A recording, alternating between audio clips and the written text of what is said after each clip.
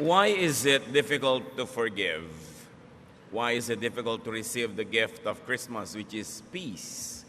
Yan po ang ating pag-aaral ngayon. Accept yourself and others. At kung ano ang kinalaman nito sa ating kapayapaan, because this is the way of Jesus.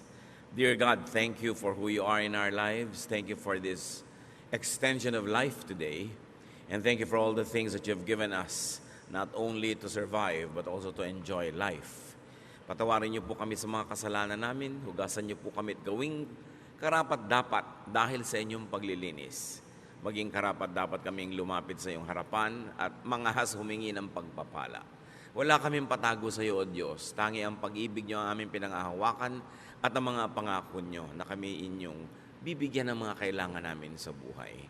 We hold on to your promises, O God, and we ask you to bless us right now. May your words be our medicine, our food, our light, our guidance, our inspiration. Enable us to see you, to hear you. Teach us to obey.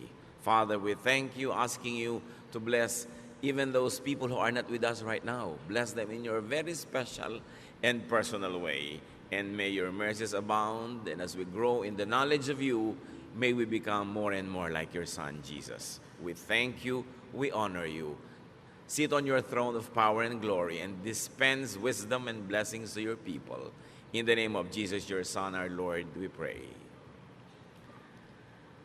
What is the gift of Jesus? The main gift of Jesus to us is peace.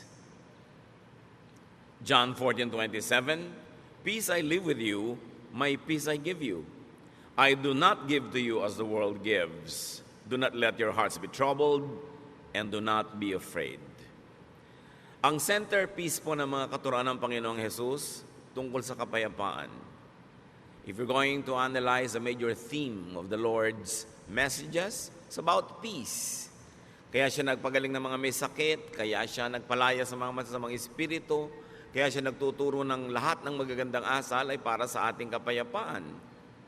He wants us to have a heart that is untroubled, unafraid, unruffled. But how can this happen? When the Lord was born, angels came down to earth and sang glorious songs. Luke 2:13-15. Suddenly a great company of the heavenly hosts appeared with the angel, praising God and saying, Glory to God in the highest heaven, and on earth peace to on whom His favor rests. Isang uri ng kapayapaan ang ibinibigay ng Diyos Ama sa langit sa pamamagitan ng Panginoong Jesus. But this peace is not for the whole world, not for everyone, but for select individuals. The gift of peace is sufficient for all, but not efficient for just anyone. Ito ay kasya sa lahat ng tao, pero hindi nagiging epektibo sa lahat. Kasi merong dapat gawin ng tao para tablan siya ng kapayapaan na ibinibigay ng Panginoon. And the way of Jesus to peace is to accept yourself and others.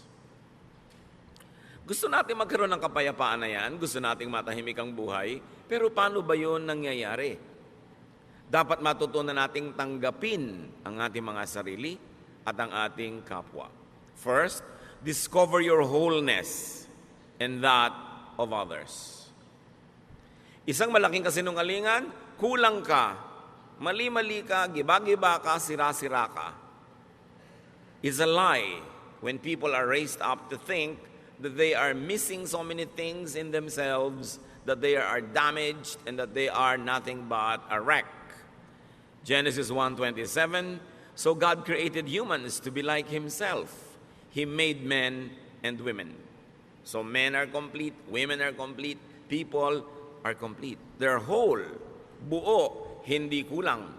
Essentially, hindi kailangang bawasan o dagdagan kasi napakaganda ng pagkakalikha ng Diyos sa tao. In spite of the much talked about imperfection, in spite of the sins we commit, we are wonderfully made. The foundation of the way we were created, the very foundation and frame of our being is wonderful. Psalm 139:14, I praise you because I am fearfully and wonderfully made. Your works are wonderful. I know that full well. So pinupuri daw nitong mga awit ang Diyos sapagkat ang pagkakalikha sa tao ay sobrang maganda, kahanga-hanga. At lahat ng ginagawa ng Diyos ay kahanga-hanga. There are two troubles, and we'll call them now troubles A and B. Trouble A is about us. It's about me. Trouble A comes when we consider ourselves incomplete. Nagsisimula ang gulo pagka ang trato mo sa sarili mo ay kay kulang. Trouble comes when we reject and do not accept ourselves. Yan ang malaking gulo pagka hindi mo matanggap ang sarili mo, tinatanggihan mo, tinatatwa, pinapalayas mo ang sarili. When you deny and reject your genes, your looks, your unique giftedness and talents and circumstance and reality, trouble begins. Pero laging ganyan ay tinuturo sa atin ng lipunan, maging ang relihiyon. Kulang ka, mali ka, marumi ka, sira-sira ka, iba-iba ka. Well, up to a point, that might be true because of sin. But the very foundation and frame, the human being as created by God, is wonderful. Trouble comes when we forcefully change ourselves to suit misapplied standards and oppressive expectations. When you're always made to conform. Nakikita ninyo sa kahit sa mga subject sa schools. May mga subject na scientific, may mga subject na creative, may mga subject na physical, tulad ng PE. May mga subject na naka-incline sa mga numbers, meron naman sa mga social skills. Iba-iba ang kakayahan ng tao. Kaya meron iba yung may favorite subject, pero hindi nila masyadong favorite. Merong mataas ang grade nila sa subject na yun, merong hindi dito. Bihira naman yung taas ang grade ko sa lahat. At yung mga taong matataas ang grade sa lahat, sa school, kadalasan sa practical life, doon naman sila medyo deficient. Sa love life ko minsan, saksakan ng talino sa school, pero hindi pa nila sa kanila. Diba? Parang wala na lang. Kanya-kanya tayo ng specialties na ibinigay ng Diyos. At hindi mo dapat sinusukat ang sarili mo sa specialty ng iba. Hindi mo dapat kinukumpara ang sarili mo dahil lagi ka lang magiging kulang. Trouble comes when you depend on other people and other things to fill us up. Pag laging kulang ka ang iyong pagtingin sa buhay, ang mangyayari na yun, sasandal ka at aasa ka lagi sa mga bagay at sa mga tao para ka laging maging kumpleto. At pagka lagi na ikaw ay naniwala na kulang ka talaga, wala kang kwenta, hindi ka karapat-dapat, what will you do all your life? To strive to be liked, to be accepted, to be praised, to be admired, to find your value in how other people measure it. Sa simula pa lang, it's headed for disaster. Kung nagsisimula ka pa lamang sa buhay mo, nang iniisip mo na agad, kailangan mo ng ganito, kailangan mo ng ganoon, kailangan mo umasa kay kuya, kay ganito, kay ate. Dahil kulang at kulang ka, ano mangyayari? Lagi ka naiingit, lagi ka maniniguro, lagi ka kulang. Sabi nga ni Shakespeare, desiring this man's heart or that man's soul, with what I most enjoy, content and pleased. Lagi mong hinahangad yung talento ng iba, galing ng iba, yaman ng iba, at hindi mo makita yung mabuti sa iyong sarili. So ang lagi mo na lamang hinihingi sa mga tao, come into my life, change me, complete me, fill me, make me whole. At yan ang fantasy ng romance. When a girl is made to feel that she is nothing but a missing link that has to be found. When a man is always made to feel that he has a missing link that he has to find to complete him. As we have always emphasized, union in marriage makes you one with somebody in a partnership. But even before that partnership, even you don't have that partnership, you are one. You are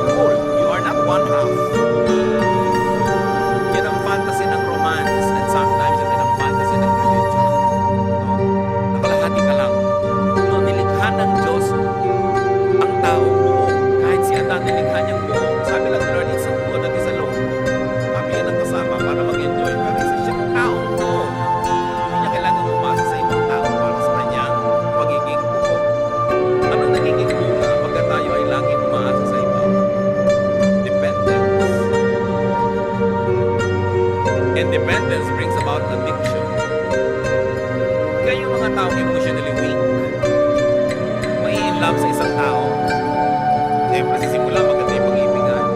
Pero kahit yung minahal niya, naging monster na, naging halimaw, inaabuso na siya, kinakawawa, binubugbog, hindi siya makalis. Kasi addict na siya. Kailangan ko ang taong to feel me para niya ako masayahin. Kailangan ko siya lagi. At pag lagi mong kailangan ng tao, what does it mean? Possessiveness. And of course, possessiveness is caused by jealousy. Or it brings about further jealousy. Kaya yung mga taong sobrang kailangan ng kapwa-tao sa puso, huwag kang tumingin sa kanya. Huwag kang magkikipag-usap doon sa akin lang, sa akin lang. Kasi pag nawala ko sa buhay ko, hindi ako mabubuhay. Isang malaking kasinungalingan, pinanganak na wala yung tao yan. At kung yung kinahuhumalingan mo ngayon, na-meet mo nung 18 ka o 24, anong ginawa mo bago mo siya na-meet, hindi ka buhay? Buhay ka nun. Mabubuhay ka before a romance, without a romance, or after a romance. Huwag kayo masyado nagpapaulol sa mga fantasy ng mga Valentine's cards. Kaya ka nagiging dependent sa tao. And when you're always jealous, you become fearful. And because this person, no matter what he does or she does, cannot really give you what you want, because what you want does not exist. It's a fantasy. You will always have frustration. Kaya ang saya-saya nitong bride, blushing bride, marching down the aisle para ikasal after 3 months. Nagkangangal-ngal na. Hindi niya maibigay sa akin ang aking pangangailangan. Yun ang tiniting ko sa tao mo feel sa iyong pangangailangan. Diba? Magkangangal-ngal ka sa harap ng laman. Dahil hindi na feel ang iyong expectation. It leads to a fruitless and endless search. And it leads to a symbolic hell or evil spirits in your life. Trouble B is about the other person. Remember yung trouble A, kulang ako, punuin mo ako, kailangan kita.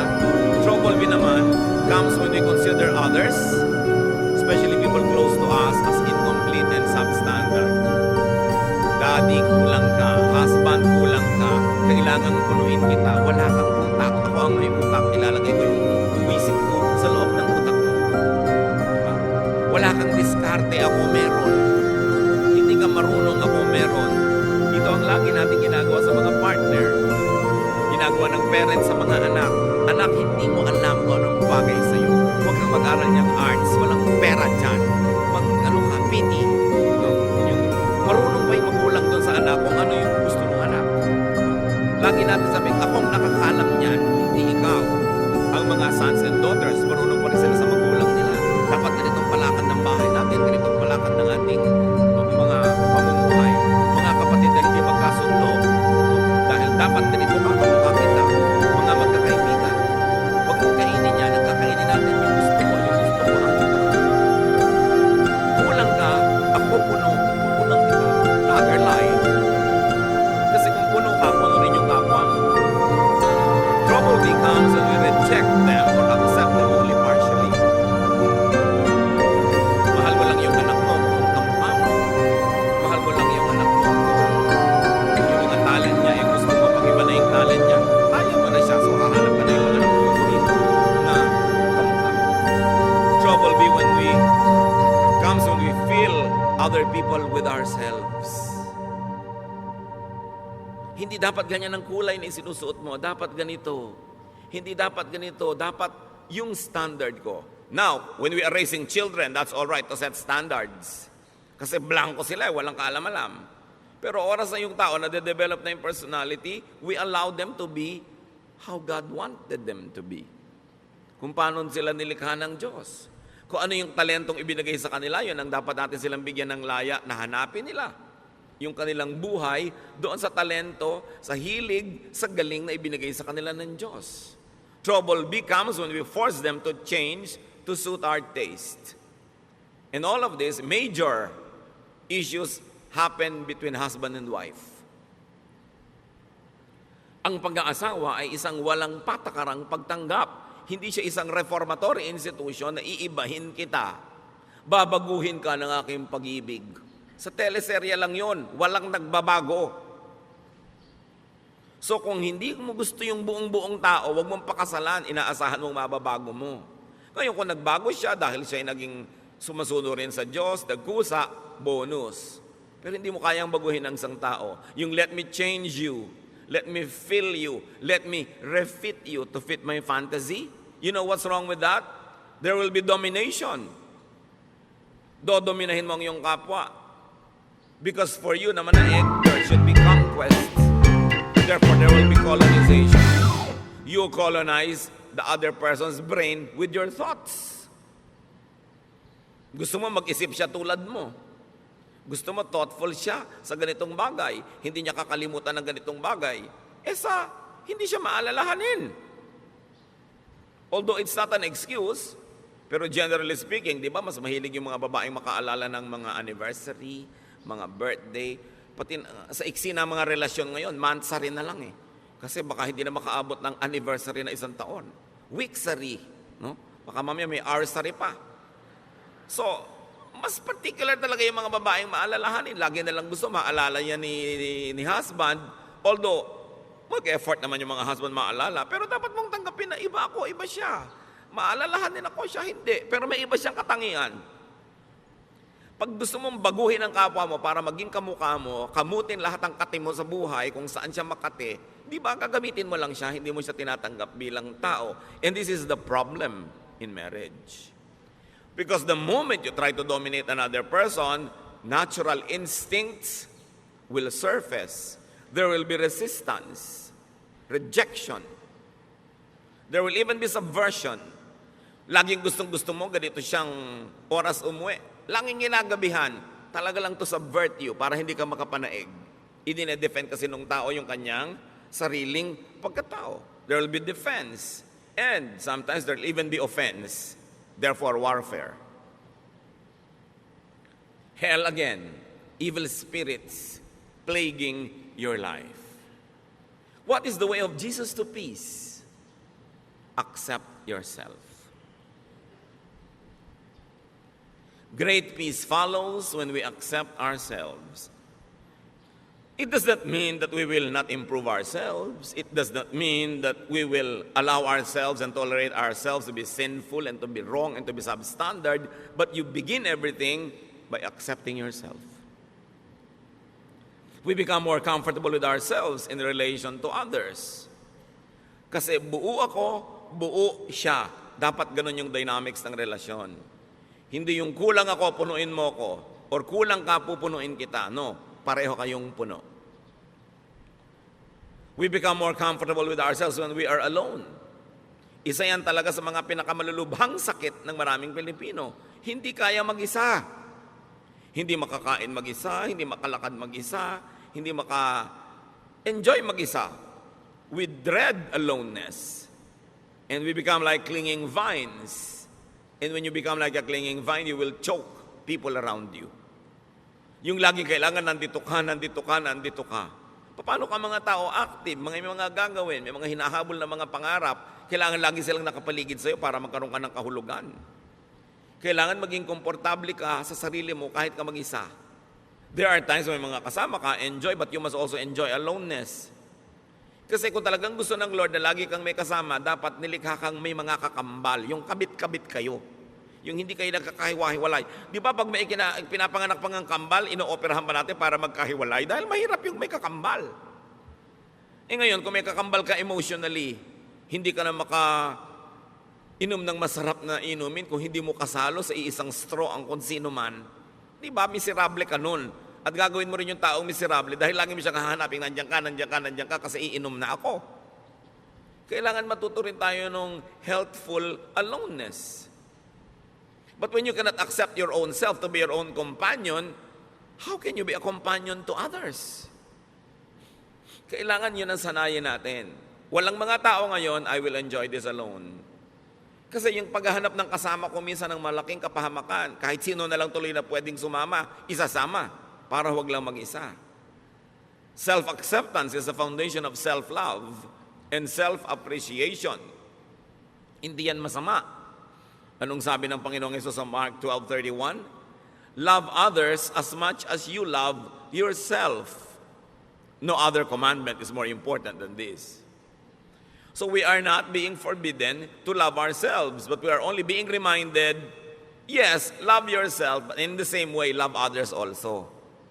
Huwag yung love yourself lang and forget others. At hindi naman love others only and forget yourself. Pareho yun na mali.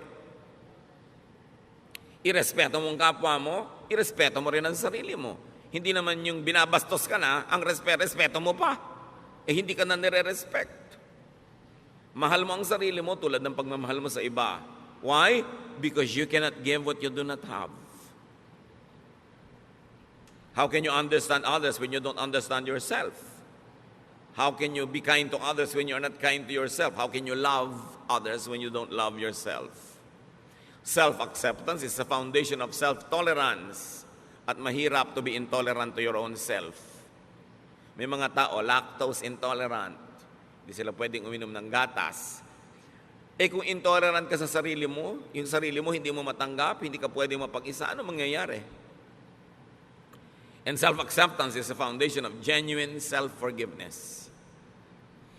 Many people cannot forgive others because they also never forgive themselves. So, pinahihirapan nila ang sarili nila, pinahihirapan din nila ang kanilang kapwa. Self-acceptance is the foundation of healthy autonomy. Ang tao dapat masarap na may kasama, masarap na kasama, pero pwede ring walang kasama. Kasi kasama mo ang Diyos. Kahit kailan hindi ka pwede mag-isa. Kasi tinitirhan ka ng Espiritu ng Diyos. Kumisan nga, lagi ka may kasama, hindi ka na tuloy magkaroon ng oras sa makipagsarilinan sa iyo ang Diyos dahil laging may abala. Laging may iba. We should learn healthy autonomy. When we accept ourselves, when we realize our wholeness, we do not excessively depend on and attach to people and things. We socialize, we enter relationships for additional enjoyment, for mutual upliftment, not for dependence. Dapat papasok ka sa relasyon, makikipagnobyo ka, mag-aasawa ka, makikipagkaibigan ka, hindi para ka may sandalan at hindi rin para meron kang buhatin. Pareho kayong nakatayong mag-isa, nabubuhay, gumagawa ng paraan, naghahanap buhay, nag-aaliw sa sarili, nagpapasaya sa sarili, nagpo-produce sa mga bagay. Tapos, you share for enjoyment. You share for additional happiness and additional joy and pleasure. Pero hindi ka nakikipagrelasyon para ka sumandal o sandalan. Nagtutulungan kasi pampadagdag sa buhay. You are a whole wonderful. You are an individual, an autonomous unit. Kita ninyo, bakit sabi nila marami daw ng mga Pilipino nag-i-enjoy ng close family ties? Bakit daw ang mga communities natin close ang ating mga relationship? Poverty forces us to be close. Siyempre, kailangan mo makisama sa kapitbahay mo dahil pagka nanganganak yung asawa mo sa madaling araw, makikisakay ka sa tricycle ni Mang Tomas. So pagka naglilinis si Mang Tomas, tutulungan mo siya. Ang ganda ng samahan nyo. Pero subukan mo lahat kayo, may kanya-kanyang tricycle. Ganun ka pa rin kaya ka nice? Nakikisama ka sa neighbor mo, nagpapadala ka ng ulam pag nagluto ka, para pag nagluto din siya, mapadalang ka. Pero kung lahat kayo bumabaha sa pagkain sa inyong mga kusina, will you still be that close? Close sa mga magkakamag-anak, magmano ka sa tiya, mangupo ka. Kasi makikitira ka sa kanya pag nag-aral ka ng college. Pero kung may kanya-kanya kayong bahay, ganun pa rin kaya ka nice? Dapat ganun pa rin nice or better. Doon mo lang malalaman na nice ka talaga. Kasi nice ka hindi dahil lang umaasa ka o sasandal o may kailangan ka sa kanya. Kaya tingnan nyo ang nangyayari sa mga komunidad na yumayaman at umuunlad, nababawasan yung pakikipagkapit-bahayan, which is negative. Dapat hindi ganon. Kaya si Aling Junicia ayaw tumira sa Forbes Park. Ang tataas daw ng mga pader, wala daw kapitbahay. Siyempre kasi hindi mo naman kailangan ng neighbor mo, may kotse ka, kung may pangangailangan ka, may sarili kang gym, may sarili kang ganito, may mga katulong ka, you don't need to be nice to your neighbors. But poverty requires you to be nice. Poverty makes people stick to each other.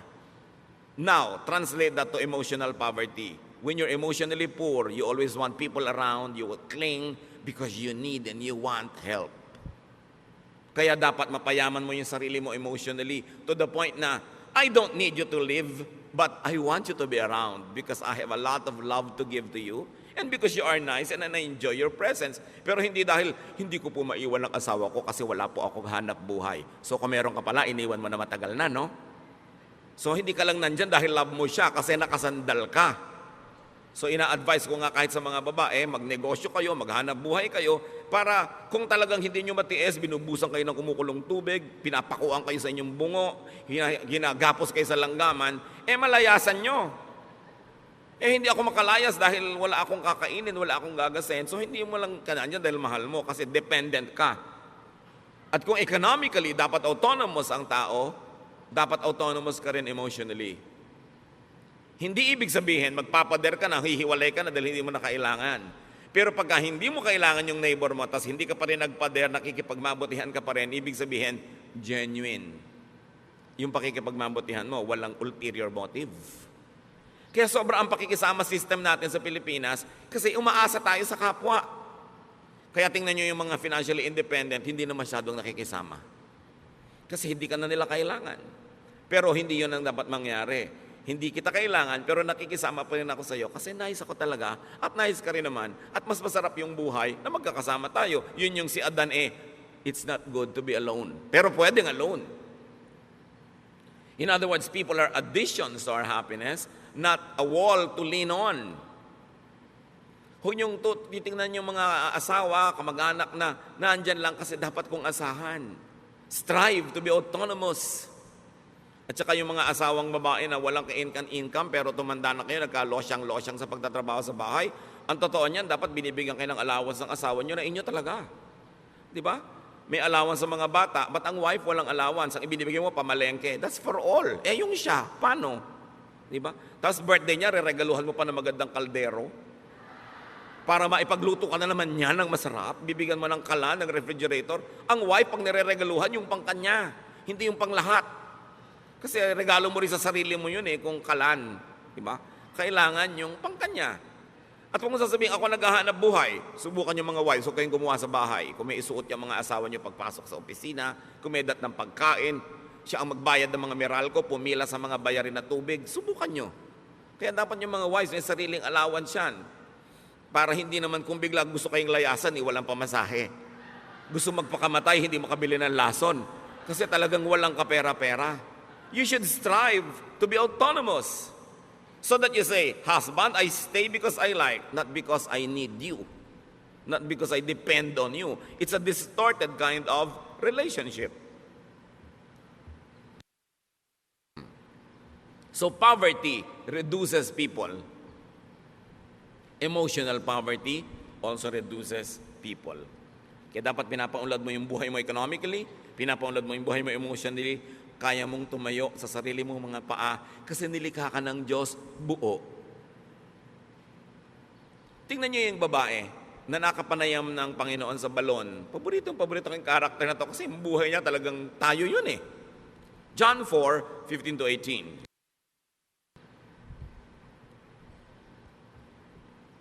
Matapos makausap ng Panginoon ng babaeng ito, sinabi ni Lord, alam mo, kung hihingi ka lang sa akin ng living water, bibigay ko sa iyo, hindi ka na mauuhaw pa.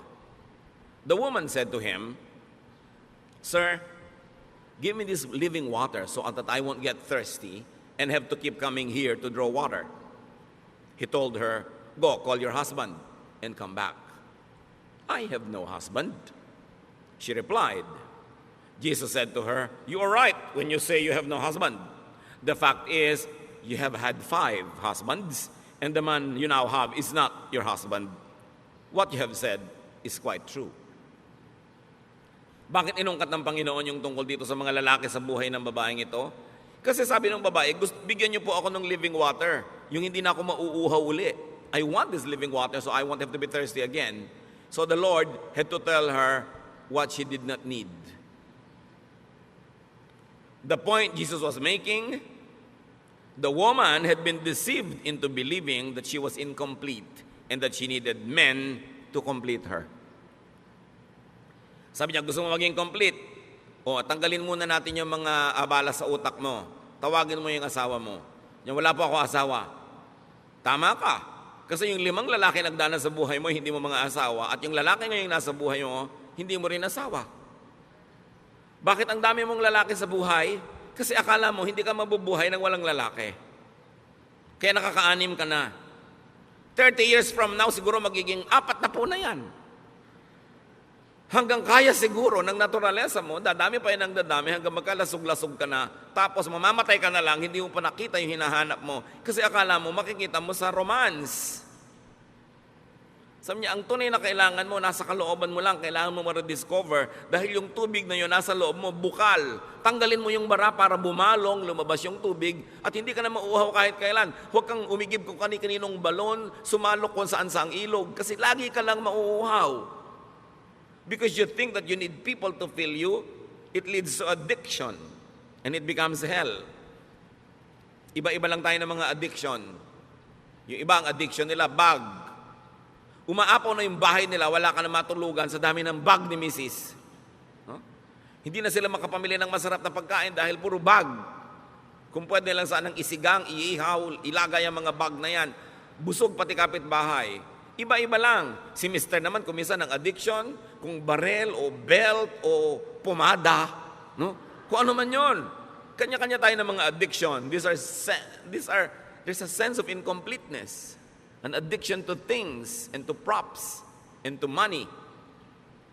Luke 12:15, then he said to them, watch out, be on your guard against all kinds of greed.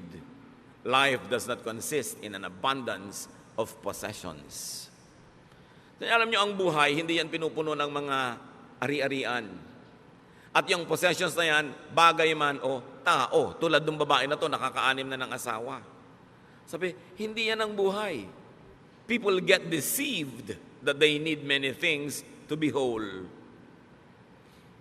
Kaya may mga kolekta ng kolekta. Pag tumanda naman, hindi malaman kung kanino ipapamana. Kaya kailangan branded, signature accessories. Kailangan expensive bag and shoes. Estudyante, wala pang trabaho. Ang gusto pa yung cellphone, yung ang mahal-mahal. Yung may lumalabas na bread toaster. Anak, wala ka pang kita. Ang yabang-yabang mo na. Tapos yung kayabangan mo, mga estudyante ring tulad mong wala ring kita. Ba't mo kailangan yan? Para kasikat? Marami mga tao, kailangan naman nila bahay. Kailangan ganda-gandang bahay. Napunta na sa bahay lahat ang kinita. Wala nang pinuntahang iba. O kotse. O kuminsan naman, hindi ka masaya sa height mo, talaga naman kahit na madapa ka na, high heels. Kulang pa yung heels dun sa takong, kailangan lagi pa na mag-heels sa toes, kaya talaga nakatungtong ka na halos sa isang hollow blocks. Hindi ka na makalakad. Yung iba talaga hindi kontento sa ilong nila, kailangang taasan, kailangang kitiran, kailangang bawasan ng panga, kailangang bawasan ng baba, kailangang liitan ng mata, etc., etc. Laging kulang. Sign that you don't accept yourself. Ngayon, hindi naman masama yung up to a point, a little improvement here and there, pero nanganib na yung buhay mo at namatay ka na sa operating table dahil bina-vacuum ang mga body parts mo, parang dangerous na yun. Ano sabi niya sa 1 Peter 3:3-4?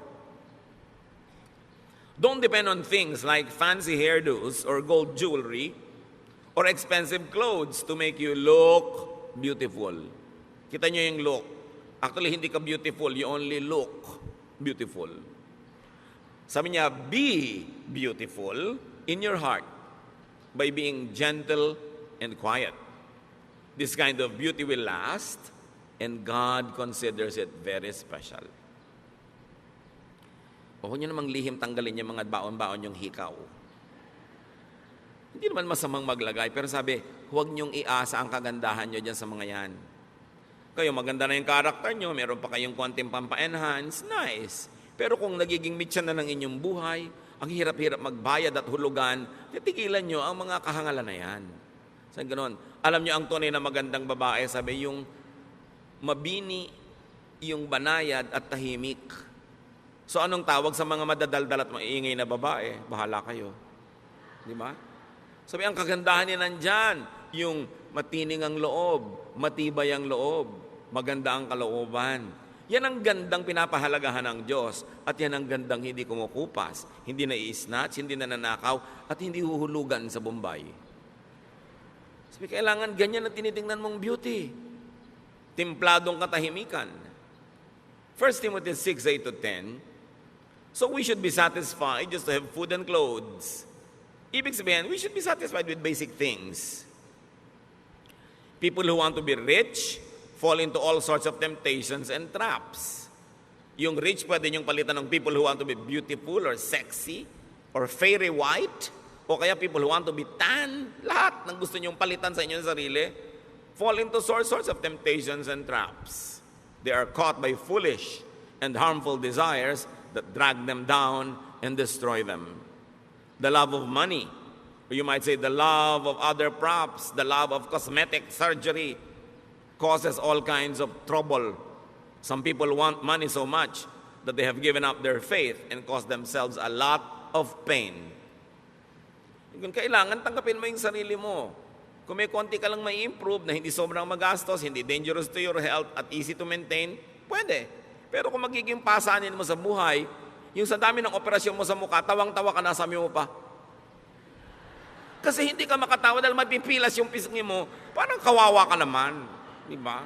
Yung hindi ka na makahinga dahil sobrang diliitan na yung butas ng ilong mo. Dati isang hinga mo lang, kahit 1 week na oxygen, nasa lungs mo na. Ngayon, hirap na hirap kang suminghap.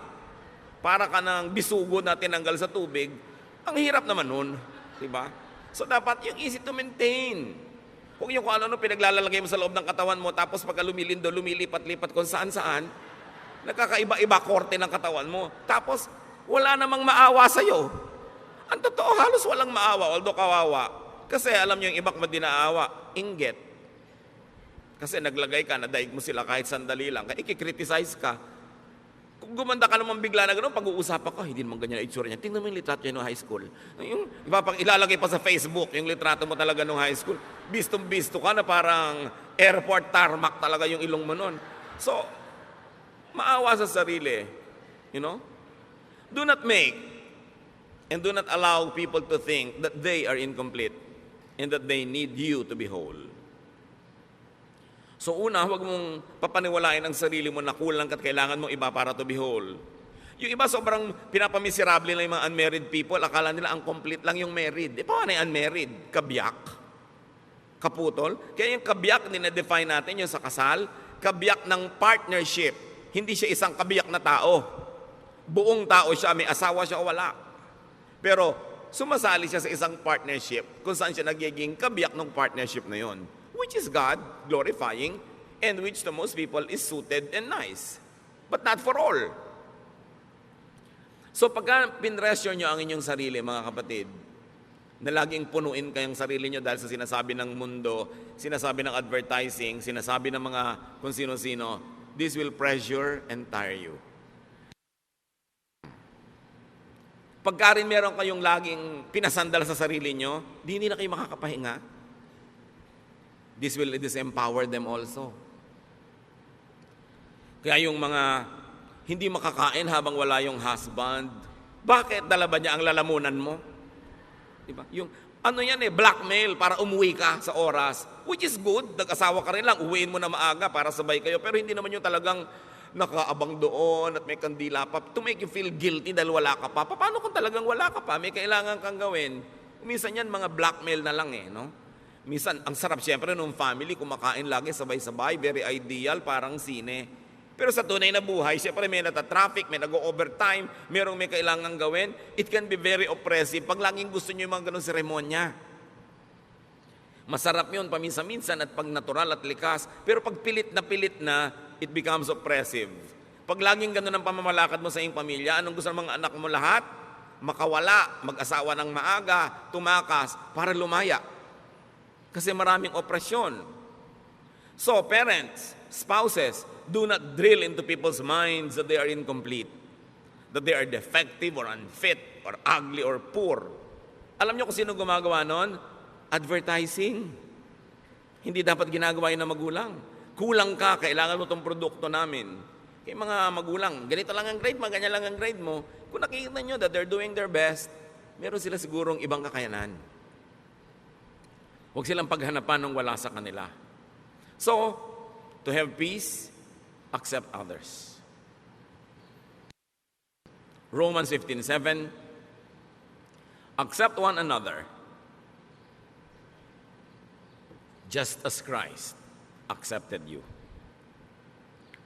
Kung paano ka tinanggap ng Diyos, warts and all, walang patakaran, buong pagtanggap, ganun daw ang gawin mong pagtanggap sa kapwa.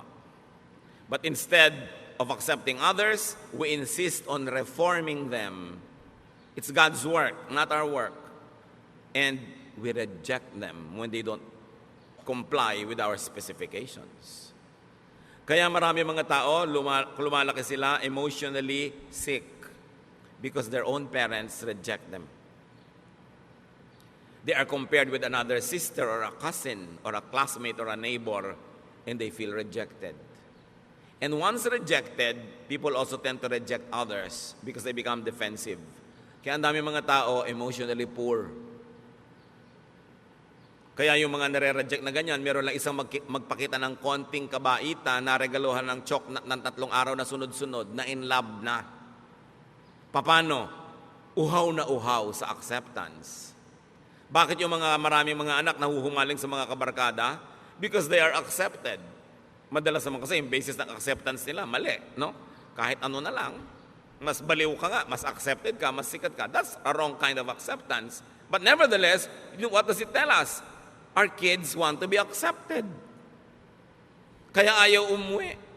Gabi na, kung pwede na lamang na bukas na umuwi. At pag liwanag, gusto na lumipad at mawala. Maybe they don't feel accepted at home.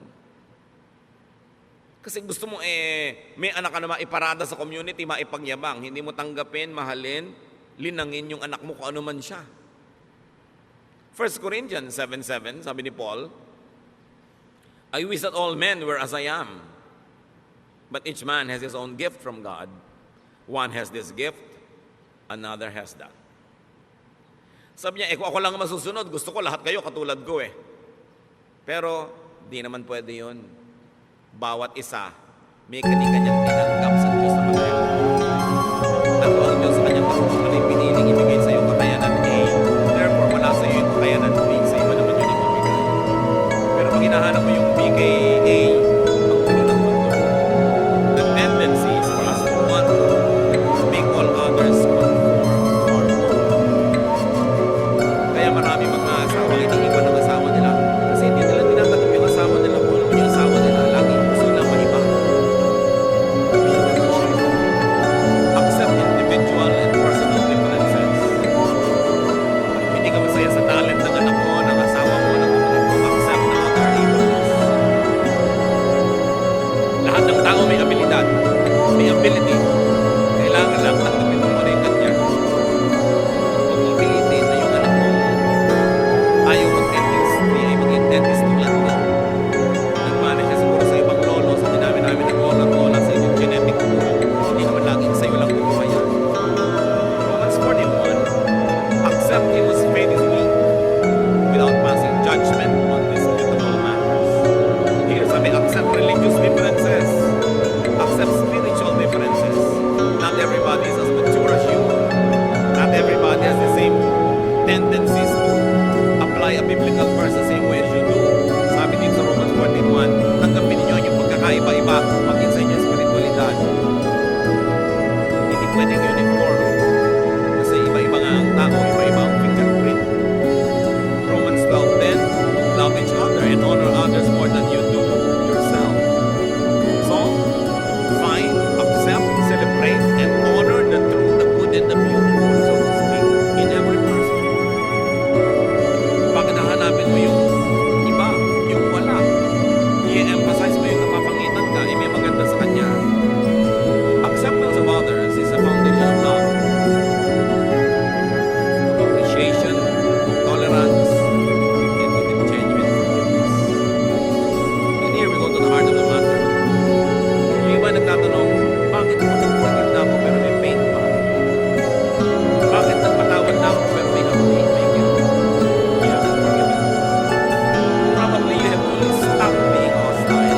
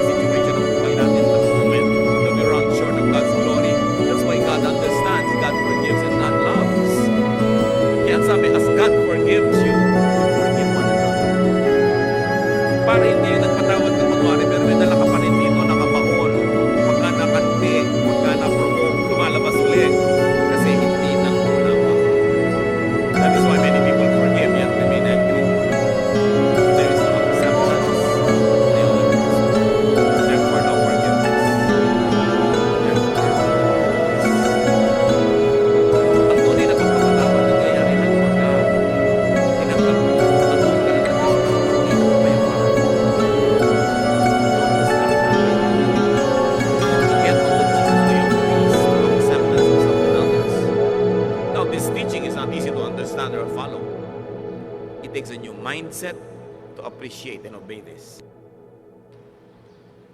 Hindi ka makakapagpatawad, hindi ka makakatanggap ng kapwa hanggang hindi mo iniiba ang korte ng iyong utak. So how do you get God's peace? Through acceptance of yourself and others. Change your mind. It happens in the mind. Change the way you think. Change your principles and lifestyle. Romans 12:2, let God change the way you think. Then you will know how to do everything that is good and pleasing to Him. You want to be able to forgive? Change the way you think about the person. Change the way you think about yourself. Change the way you think about what proper is and what it is not. Change the way you think about your expectations. Accept the person as you would accept yourself. Then you will begin to understand and you will have the power to forgive because it comes from deep understanding. Anong reaction ng mga tao noon kay Jesus sa kanyang mga turo na to? Pinoy, tinuturo niya, love your enemy, feed your enemy, forgive. Mark 1:27. The people were so amazed that they asked each other, what is this? A new teaching and with authority. Ya, iba to kakaiba. Libong taon na yung relihiyon nila, hindi naman sila natahimik. Kaya sabi niya, iba to. May kapangyarihan ang kanyang mga sinasabi. It's a new way of thinking. That's why it's a New Testament. That's why it's a new covenant. Matthew 18:3, and He said, I tell you the truth, unless you change and become like little children, you will never enter the kingdom of heaven. So you might want to apply that to eternal security and salvation and exemption from hell. Apply it as much as you want. But I suggest that you also apply it this way, that unless you begin to think in a new way, you will never enjoy heaven on earth. You will never have paradise. You will never have peace. If you insisted on thinking the old way, you can never have the peace that Jesus wants you, because it is a new arrangement, a new idea that requires a new mindset. To have heaven, peace, contentment, rest, one has to be a child again. One has to restart from the beginning. One has to be reprogrammed. In a manner of speaking, one has to be born again. To rediscover, revive, and nourish God's reign in his or her heart. Kailangan madiscover mo uli yung sarili mo na, oo nga pala, doon sa kaloob-looban ko, ako'y isang buong tao. Nilikha sa wangis ng Diyos. Na ang Espiritu ng Diyos ay nananahan sa akin. Ba't kailangan kong humanap ng pag-ibig, ng pagmamahal, ng kasiyahan sa iba? Kailangan munang pumasok ako sa loob ko. I must travel into me, discover what God has placed there, nourish it, and let it sustain me. And when I'm already overflowing with love and kindness and goodness, because I've already known and accepted myself, and I know God is in me, then I will socialize with people, I will relate with people, because in that case, I will be full of kindness, not just full of wicked expectations. That I am full, and the other person is full, and I respect his fullness, and we're together to have a better life, because together we can make a beautiful world. But I will not intrude into and colonize this world to make it beautiful in my terms. Pagka ganun ang iyong asal, people will love to have you around. And you will love to be around people. So change your mind unto peace and restfulness. Matthew 11:28-30. Sabi ni Lord, come to me, all of you who are weary and burdened, and I'll give you rest. Pagod na kayo? Pagod na ang puso nyo? Pagod na kayo magalit? Pagod na kayo magsikap magpatawad? Pagod na kayo na matahimik ang buhay nyo? Pagod na kayo sa paghahanap ng mga pangarap nyong pag naabot nyo ay biglang naglalahong parang bula? You're tired of chasing rainbows? You're tired of repairing all the broken toys in your life which never get fixed? Come to me. I'll give you rest. Learn from me. For I am gentle and humble in heart, and you will find rest for your souls. So you don't learn from others. Don't learn from other isms and ideas and philosophies. Learn from me, for my yoke is easy and my burden is light. So paano malalaman kung galing kay Jesus? Magaan. Hindi mahirap sa loob. Kahit hirap yung katawan mo sa pagsunod, hindi hirap ang loob mo. Magaan. The kingdom of God is restful, easy, and light. So peace, restfulness equals heaven on earth. And it is in accepting yourself and others. Habang hindi mo tinatanggap ang anak mo, asawa mo, magulang mo, kapatid mo, lagi kayo magtutunggali. Lagi kayo magko-contest. Mag-uunahan kayo kung sinong masusunod, kung sinong mananalo, kung sinong mananaig. Stressful yan. Hindi ganyan ang buhay. When you accept yourself, you relax. You become less demanding and suffocating. And you become nicer and more open, more accepting. And when you accept others, you also relax. You become less intrusive, less judgmental and demanding. You become more forgiving. And they too relax. Everybody relaxes, masaya ang buhay. Deep and real forgiveness comes from unconditional acceptance and understanding. Change your mind and this can happen. Kaya kami problema sa asawa mo, may iniisip ka, hindi yun ang natutupad. May iniisip din siya, hindi yun ang natutupad. So ba't di nyo nalang palitan ang iniisip nyo? Kasi hindi nyo naman kayang palitan yung asawa nyo. Hindi nyo naman kayang palitan ang pagkatao niya. Palitan nyo na lang yung iniisip nyo, hindi sasaya kayo. Kaya ang sabi ng anghel, peace on whom God's favor rests. Kaya sinabi natin kanina, peace is not for everyone. Peace is not for the whole world. Well, it is efficient for all, or sufficient for all rather. It is efficient only for those who would appropriate it, those who would accept it and live by it. Ang kapayapaan ay hindi para sa lahat.